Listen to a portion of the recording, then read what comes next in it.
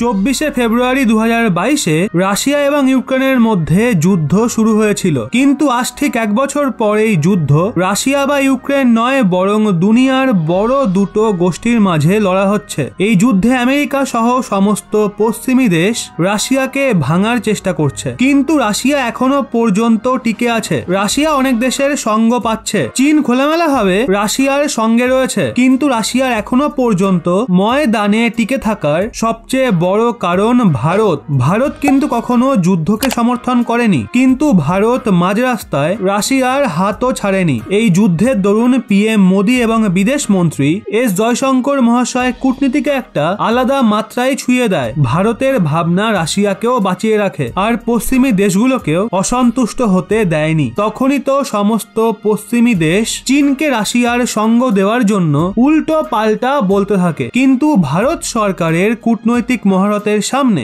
ভারত ও রাশিয়ার সম্পর্ক নিয়ে কিচ্ছু বলতে পারে না। আজ যুদ্ধের এক বছর পূর্ণ হতেই ভারত দৃঢ়তার সঙ্গে আবার রাশিয়ার সঙ্গ দিয়েছে। সংযুক্ত রাষ্ট্র মহাসভাতে আচমকা ইউক্রেনে শান্তি স্থাপন করানোর জন্য ভোটিং করানো হয়। যেই প্রস্তাবে ভোটিং করানো হয়েছিল সেটা রাশিয়ার বিরুদ্ধে ছিল, আর এই প্রস্তাব পশ্চিমী দেশগুলো এনেছিল। কিন্তু ভারত পরিষ্কার করে দেয়, যা কিছুই হয়ে যাক, ভারত এবং রাশিয়ার বন্ধুত্ব কখনোই শেষ হবে না। এর জন্য ভারত ভোটিং এ অংশ নেয়নি। শুধু এটুকুই নয়, ভারত সবাইকে তখন অবাক করে দেয় যখন ভোটিং এর কিছুদিন আগে ফ্রান্স ভারতকে বলেছিল সে অন্তত একবার রাশিয়ার বিরুদ্ধে ভোট দিক, কিন্তু ফ্রান্সের সঙ্গে ভালো সম্পর্ক থাকা সত্ত্বেও ভারত নিজের সিদ্ধান্তেই অটল থাকে। ফ্রান্স ছাড়া আরো অনেক পশ্চিমী দেশও চুপচাপ এই চেষ্টায় ছিল ভারত নয় একবারই রাশিয়ার বিরুদ্ধে ভোট দিয়ে দিক, কিন্তু ভারত তো আর বাচ্চা ছেলে নয়, কথায় ভোলে না। ভারত এইবারও বলে শুধুমাত্র আলোচনার মাধ্যমেই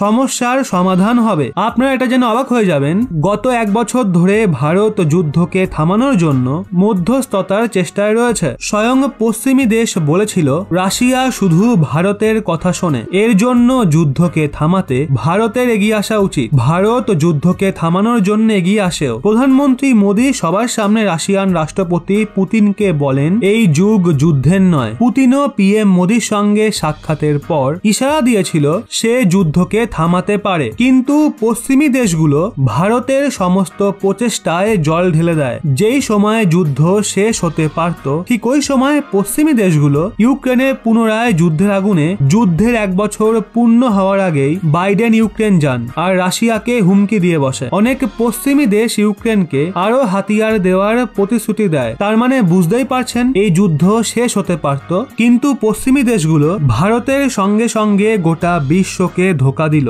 এই সিচুয়েশনে দাঁড়িয়ে আপনি কার মতাদর্শের পক্ষে থাকবেন, ভারত রাশিয়ার নাকি পশ্চিমী দেশগুলোর? অবশ্যই জানান।